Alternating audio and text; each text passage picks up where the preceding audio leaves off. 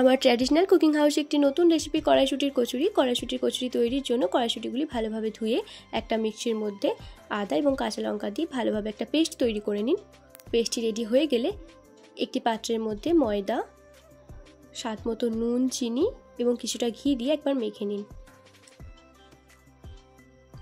মাখা হয়ে গেলে তাতে সামান্য কালো জিরে এবং জোয়ান দিন, এতে দেখতে সুন্দর লাগে, স্বাদও ভালো হয়।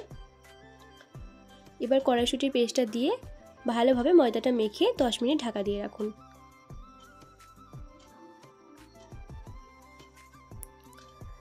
এবার সেখান থেকে লেচি কেটে কচুরিগুলো বেলে নিন। সব কটা কচুরি বেলা হয়ে গেলে কড়াইয়ের মধ্যে বেশ খানিকটা তেল গরম করে কচুরিগুলো ভেজে নিন। ভালো করে এদিক ওদিক ভেজে নিন। ভাজা হয়ে গেলে কড়াইশুঁটিগুলি তুলে আলুর দমের সাথে সার্ভ করুন। খুব টেস্টি হয় এই কড়াইশুঁটির কচুরি, অবশ্যই একবার ট্রাই করে দেখবেন।